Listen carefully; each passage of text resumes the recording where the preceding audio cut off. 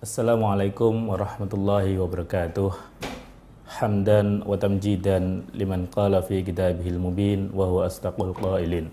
Walladzi arsala rasulahu bil huda wa dinil haqqi liyudhhirahu 'alad dini kullih walau karihal kafirun. Salatan wa tasliman ala sayyidina wa syafi'ina wa wasilatina ila rabbina Muhammadinil qail. Taraktu fikum amrayni ma in tamassaktum bihima lan tadillu abada, kitaballahi wa sunnat rasulih.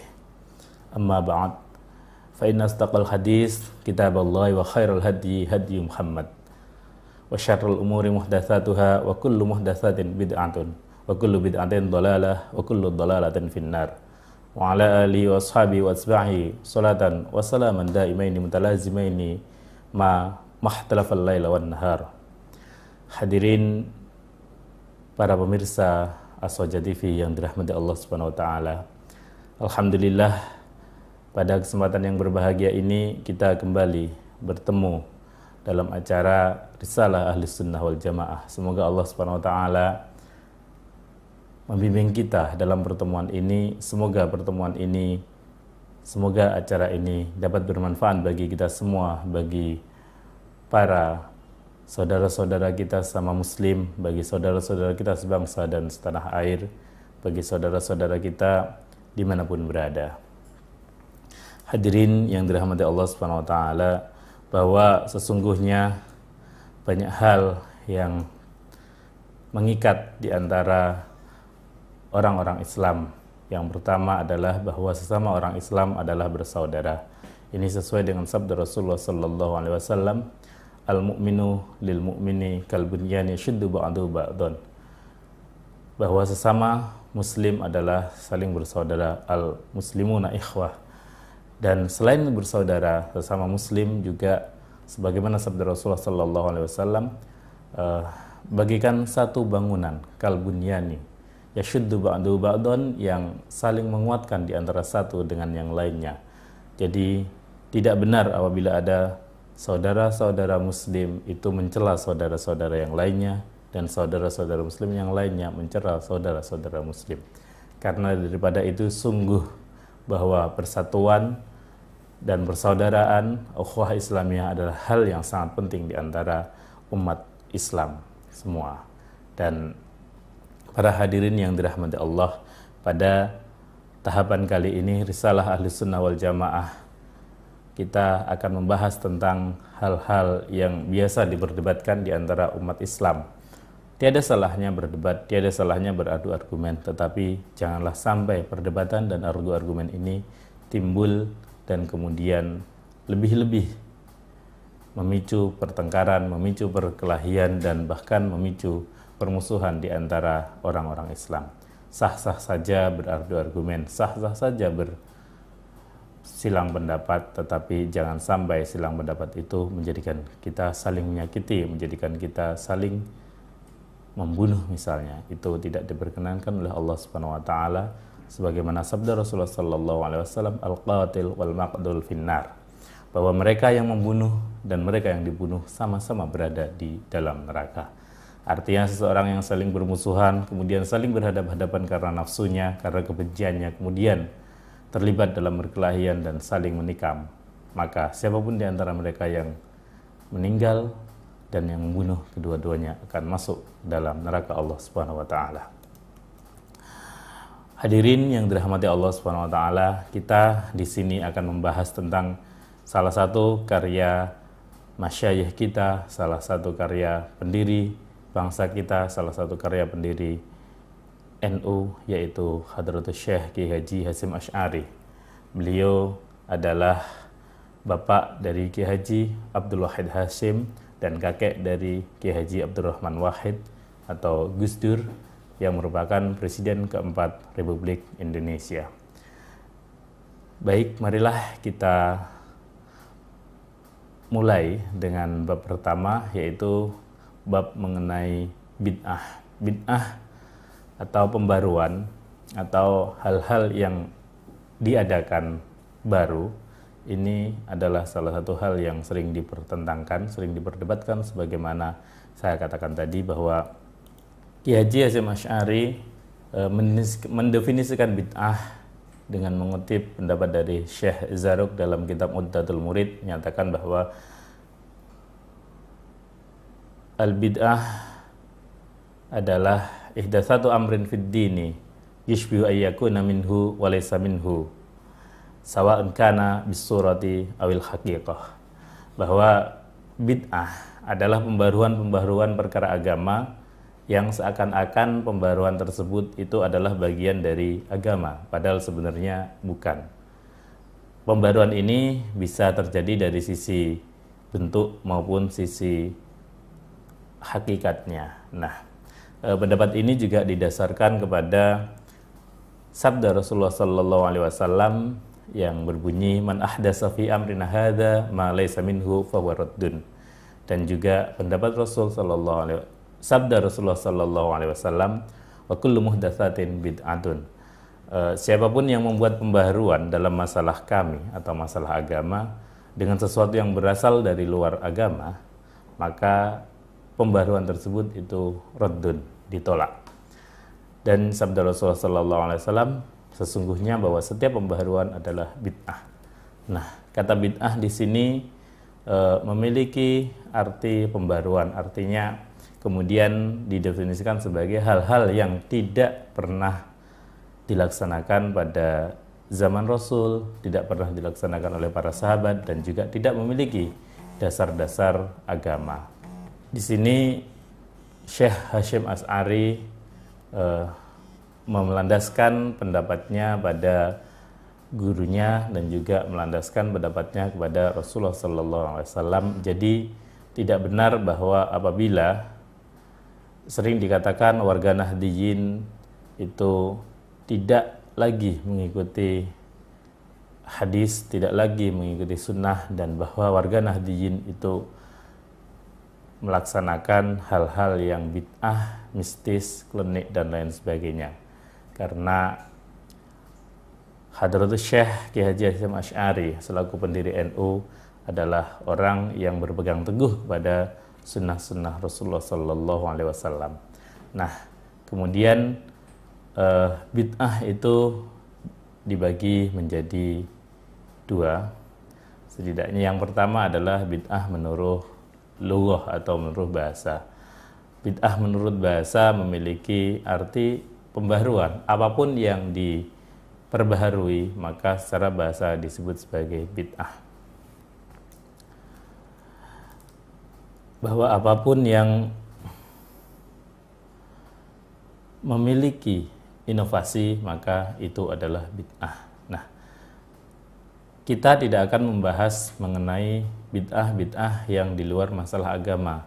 Kita tidak akan membahas pembaharuan-pembaharuan di dalam masalah-masalah yang sifatnya selain agama. Misalnya masalah bangunan. Ya sudahlah, ada orang membangun bangunan baru, ada orang membangun bentuk bangunan dengan model yang baru, itu kita tidak bahas. Ada orang memiliki teknologi yang baru, ada orang memiliki teknologi yang memperbaharui teknologi sebelumnya. Ini adalah bagian dari bid'ah secara bahasa, tetapi itu tidak akan kita bahas di sini.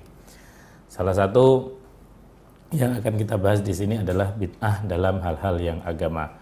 Contohnya adalah sering disebutkan atau sering dituduhkan oleh orang-orang non-muslim bahwa yang disebut sebagai bid'ah yang sering dilakukan oleh warga Nahdiyin misalnya adalah berdoa bersama-sama. Nah, kenapa berdoa bersama-sama disebut sebagai bid'ah? Ini dikarenakan orang-orang tidak mengerti landasan daripada doa bersama itu. Hadirin pemirsa Aswaja TV yang dirahmati Allah Subhanahu wa taala, tentang zikir dan berdoa berjamaah misalnya, pada suatu ketika Imam Ahmad ibnu Hanbal pernah ditanya oleh jamaahnya, apakah boleh ataukah tidak jika umat Islam melakukan doa bersama atau berzikir bersama-sama. Maka kemudian Imam Ahmad bin Hanbal mengatakan, aku tidak pernah melarangnya. Ini diriwayatkan oleh Al-Masawi dalam Masailul Ahmad bin Hanbal wal Ishaq bin Raudhah pada halaman pada jilid ke-9 halaman 4879. Dan juga zikir bersama yang kemudian diikuti oleh orang-orang lain, apakah ini boleh ataukah tidak? Ini dinyatakan boleh dengan dalil Al-Quran, bahwa banyak sekali ayat-ayat di dalam Al-Quran yang mengajarkan atau menuturkan lafal-lafal doa dengan kalimat yang bersama-sama yang menggunakan dhamir nahnu atau kita. Misalnya yang paling populer kita mendengar di dalam Al-Quran dinyatakan bahwa Rabbana atina fid dunya hasanah, bahwa wahai Tuhanku, berikanlah kepada kami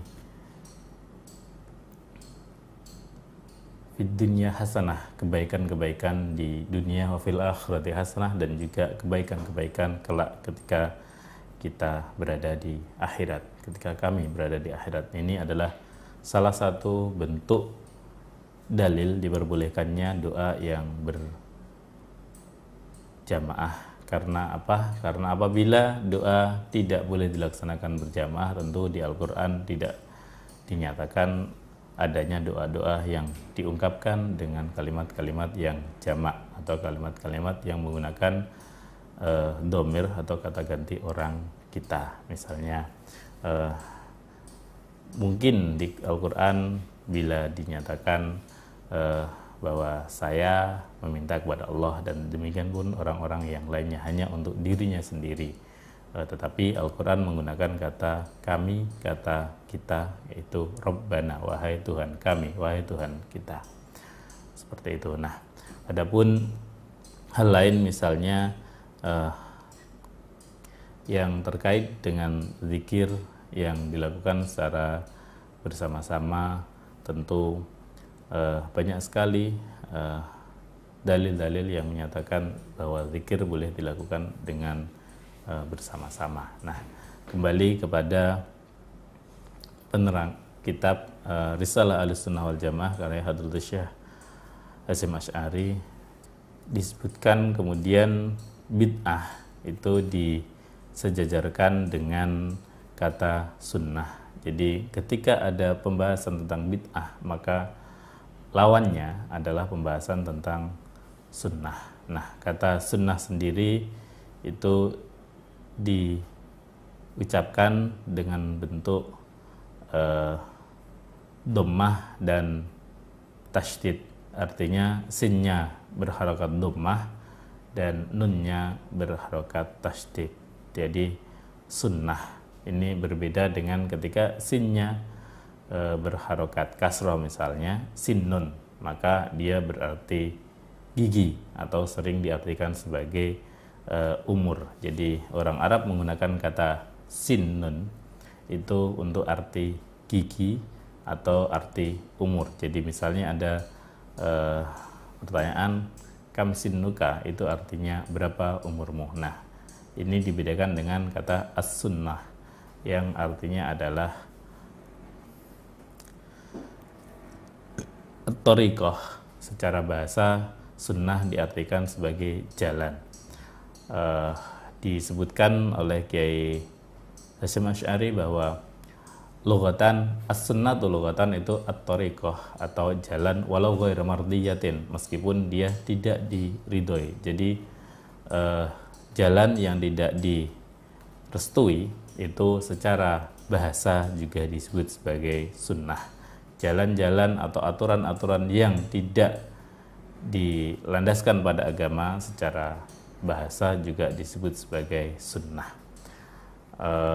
Adapun dalam terminologi agama, sunnah diartikan sebagai ismun lit-thariqatil mardiyati al-maslukati fid dini. Jadi satu tatanan yang diridhoi, yang biasa dilakukan oleh umatnya fid dini, di dalam masalah agama. Jadi secara syarak, sunnah merupakan metode yang telah mendapatkan legitimasi atau mendapatkan restu agama. Hal ini ditetapkan keabsahannya atau restu ini legitimasi agama ditetapkan keabsahannya berdasarkan sabda Rasulullah Sallallahu Alaihi Wasallam dan orang-orang yang faham atau para ulama yang mengerti mengenai makna-makna sabda Rasulullah Sallallahu Alaihi Wasallam, dan tentu juga firman Allah Subhanahu Wa Taala, yang artinya pula para ulama melandaskannya kepada pemahaman-pemahaman para sahabat tentang hadis-hadis Rasulullah Sallallahu Alaihi Wasallam, pemahaman-pemahaman para tabi'in tentang bagaimana para sahabat mengejawantahkan atau menindaklanjuti perintah-perintah Rasulullah Sallallahu Alaihi Wasallam. Karena Rasulullah Sallallahu Alaihi Wasallam bersabda, "Alaikum bisunnati wa sunnatil khulafair rasyidina al-mahdiyina ba'di." Kalian wajib mengikuti sunnah-sunnahku dan juga jalan atau sunnah-sunnah khulafaur rasyidin yang al-mahdiyin, yang sudah diberi petunjuk oleh Allah Subhanahu wa taala ba'di, setelahku. Ini sesuai dengan sabda Rasulullah sallallahu alaihi wasallam, "Ashabi kan nujum bi ayyihi muqtataitum ihtataitum." Para sahabatku, kata Rasul, kan nujum itu bagaikan bintang-bintang, bi ayyihi muqtataitum, dengan yang manapun kalian meminta petunjuk atau dengan yang manapun kalian berpegangan, ihtataitum, maka pasti kalian akan mendapatkan petunjuknya. Nah, ini berarti bahwa umat Islam memiliki cukup banyak pedoman yang digunakan untuk menjalankan ajaran-ajaran agamanya. Umat Islam memiliki cukup banyak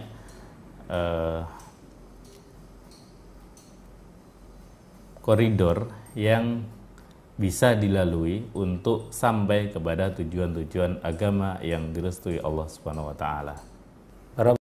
Para pemirsa Aswaja TV yang dirahmati Allah Subhanahu wa taala, jadi di dalam hal sunnah dan bid'ah, maka kemudian ada hal-hal yang harus dicermati, yakni bahwa apabila dua hal dipertentangkan, maka suatu perbuatan bila tidak masuk dalam kategori yang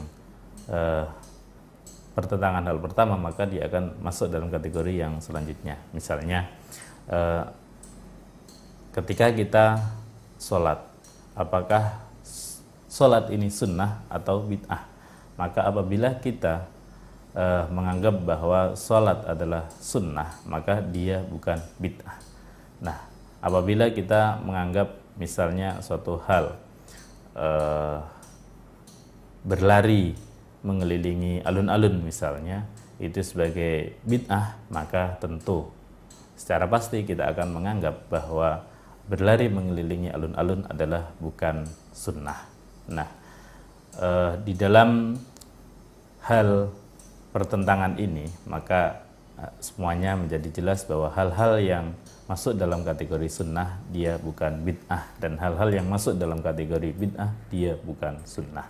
Akan tetapi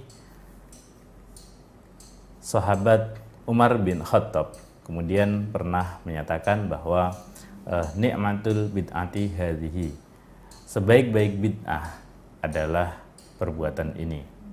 Nah, padahal ketika hal ini dilakukan oleh seorang sahabat Rasulullah Sallallahu Alaihi Wasallam, maka tentu ini adalah salah satu hal yang sunnah.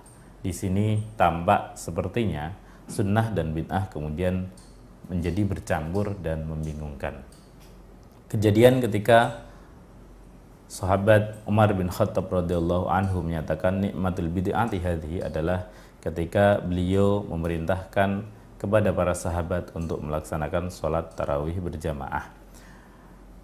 Karena dulu Rasulullah Sallallahu Alaihi Wasallam tidak memerintahkan sholat tarawih dilaksanakan dengan berjamaah, maka sahabat Umar memberanikan diri untuk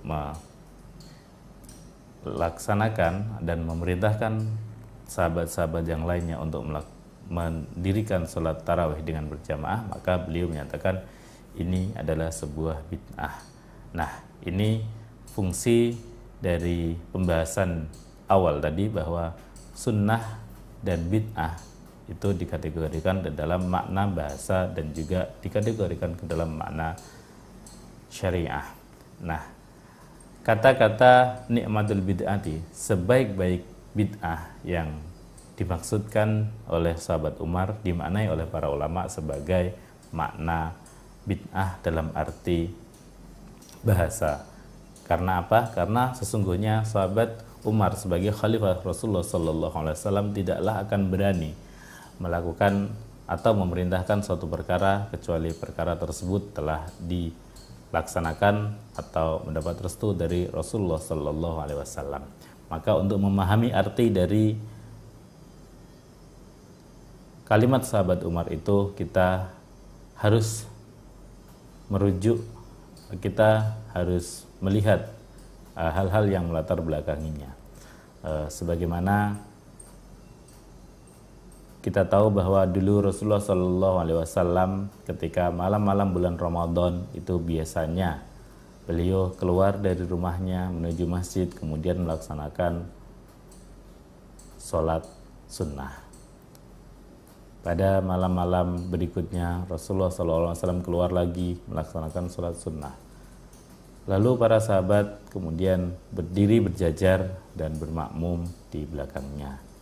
Nah, kemudian pada malam-malam selanjutnya para sahabat menunggu-nunggu Rasulullah SAW, namun ternyata Rasulullah SAW tidak kunjung keluar dari rumahnya. Rasulullah SAW tidak kunjung keluar dari kediamannya untuk melaksanakan sholat pada malam bulan Ramadan sebagaimana malam-malam sebelumnya. Pagi harinya para sahabat kemudian bertanya, "Ya Rasulullah, kenapa engkau tidak lagi keluar semalam seperti malam-malam sebelumnya?" Kemudian Rasulullah SAW menjawab, "Sesungguhnya aku takut apabila sholat ini kemudian diwajibkan kepada kalian." Nah, atas dasar ini kemudian para sahabat terus melaksanakan sholat sendiri-sendiri pada malam bulan, hari-hari, berbulan-bulan kemudian, bertahun-tahun kemudian, dan hingga akhirnya sampai pada ketika zaman Khalifah Umar bin Khattab berkuasa, beliau kemudian melihat banyak sekali orang-orang Muslim, banyak sekali di antara para sahabat yang melaksanakan Qiyamul Lail pada malam bulan Ramadan. Nah, atas dasar inilah kemudian para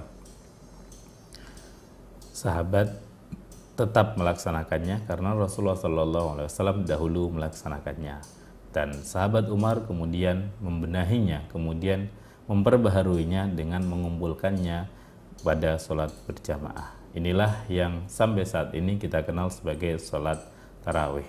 Jadi pada hakikatnya sholat tarawih adalah sunnah secara syariat, meskipun sahabat Umar menyatakannya sebagai bid'ah. Ini dikategorikan ulama sebagai bid'ah secara bahasa, tetapi sunnah secara syariah.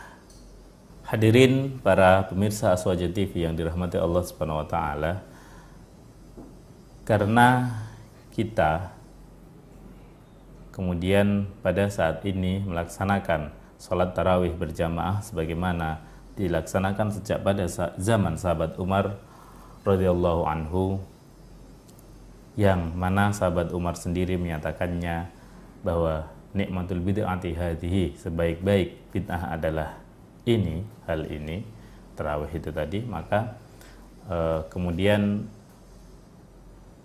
di dalam kitabnya Risalah Ahlussunnah wal Jamaah, Hadratus Syekh Hasyim Asy'ari menyatakan bahwa waqad bayyanal ulama rahimahumullah annal ma'na fil haditsaini al-madhkurataini raji'un li ghairil hukmi, bahwa para ulama telah menjelaskan bahwa maksud hadis di atas semestinya dikembalikan kepada perubahan hukum.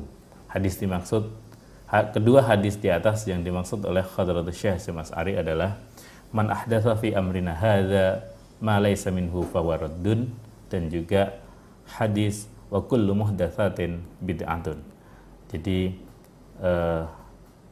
hal-hal yang tidak ada, yang sepertinya tidak ada dasarnya di dalam agama itu tertolak, maka hal-hal ini dikembalikan kepada perubahan-perubahan hukum. Artinya apa?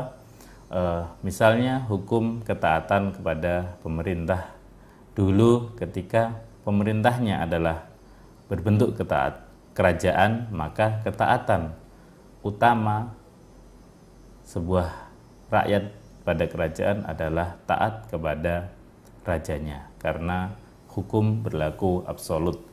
Raja, sabda raja adalah hukum. Sementara di dalam negara yang bentuknya adalah negara kesatuan, di mana undang-undang dasar, di mana undang-undang adalah